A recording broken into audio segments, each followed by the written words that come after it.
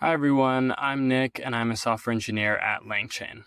Today I want to talk about agent evaluations and where we see them heading, especially as agents become a lot more complex, long-running, and action-oriented. So in this video, I'll go through an example of a deep agent. I'll see how it runs in an isolated sandbox, and then we'll introduce Harbor, which is an open source evaluation framework for actually running these evaluations reproducibly. Let's talk about how evals have changed recently. So previously, if we had an LLM or agent, we could grade its effectiveness based on the output string. However, as agent capabilities have increased, this has become a lot more difficult because we've given agents access to entire computers to read files or run code, change things within that environment. Now that we change things within the environment, evaluating these complex, long-running agents requires a new evaluation setup. So one of these complex agents is a deep agent. Deep agent is an agent that's designed to plan and act over multi-extended tasks. So a standard agent simply calls tools in a loop. A deep agent adds a planning tool. It adds sub-agents, and it adds a file system that's able to read and write files. The deep agent packages these capabilities so you can build an application on your own. Now, let's say we've built a deep research agent, which is a type of deep agent. So for this deep research agent, say we have a sources folder with different markdowns of sources.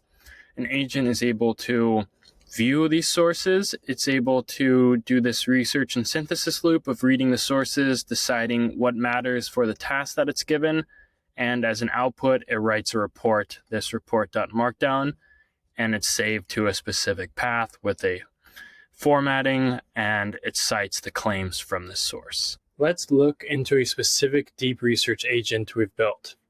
We have a deep agent we created with the backend accessing the file system here under agent file system.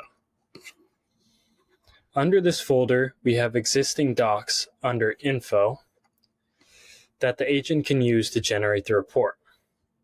Let's say we want the report to generate under the reports file, specifically on the subject noise pollution. We can kick off an agent run with a simple message, generate report on noise pollution.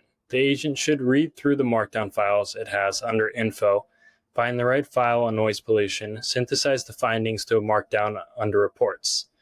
The system prompt takes care of ensuring the agent knows how to format, where to generate the report, and where to find the content. I can kick this off with my runner. As you can see, the agent returned back a final message saying it has successfully generated a report about noise pollution. It has been saved to our reports folder, and it consists of material from the original source file. In order to verify this, I can go to the reports. I can see that the file exists. The report looks correct, but how do we actually evaluate this? And what about if we have a wider variety of tasks we want to evaluate, like generating different types of reports, all synthesizing from different sources? How can we create evaluations here? All of these questions can be answered by Harbor. So Harbor is an open source evaluation framework for agents that acts in real environments. And in order to utilize Harbor, we need to bring three things. We need to bring an agent, so essentially an agent with a function that actually compiles this agent, including all the tools, prompts, logic, etc. We need to bring a sandbox, whether that's locally with Docker or in a cloud environment such as LangSmith Sandbox. And we need a dataset. So a dataset is a folder of tasks. I'll go into it more in the next slide. But for now, we just need to know that we bring these three variables here, an agent, a sandbox, a dataset, and we're able to actually run all of these agents in their own clean and reproducible environment. A dataset is just made up of tasks. So let's say we have a dataset terminal bench, and it has three separate tasks. a hello world task, a fix bug task, and a parse CSV. So each task is just its own subfolder, essentially. And if we zoom in within one specific subfolder, that's what a task is. It contains a few things that are necessary. It contains a task.toml, which includes some of the configuration variables for our timeout CPU memory. It contains an instruction.md, which is the main driver of the task. It's what we actually are going to ask the agent to do. We have an environment folder, which contains the image the sandbox runs, so the starting point, essentially, for every clean run. And we have a test folder that includes our test script, which deterministically checks whether or not this task actually passes, as well as perhaps the assertions within the Python file for each assertion for that test. And we have an optional solution folder that's used with this Oracle agent. So yeah, that is what a dataset and a task is, the format of both and what they look like. Now, if we look at our previous deep research agent example, we can run our agent using Harbor. Let's take our original task of running our report about noise pollution. We want to be able to run this task in its own sandbox environment and verify it generates the report correctly. How do we do this?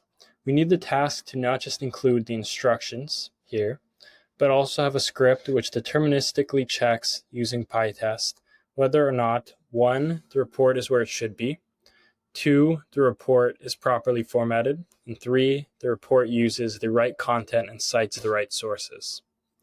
This can all be found under tests and our PyTest here, as well as the script which executes it. Each task must also have an image that acts as the starting point for the environment for a task. That can be found under environment and Docker.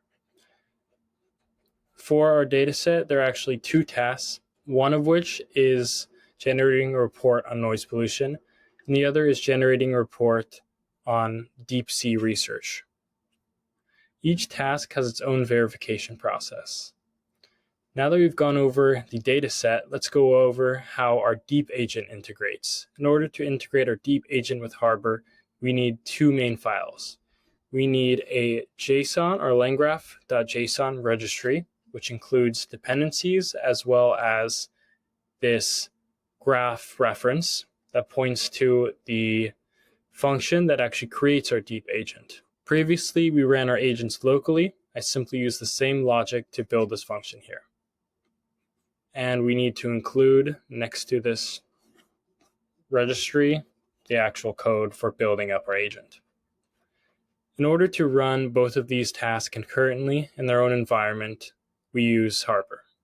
First, we run pip install Harbor with LangSmith to install Harbor as well as LangSmith.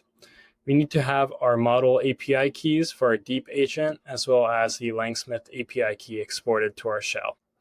Now we can actually do Harbor run.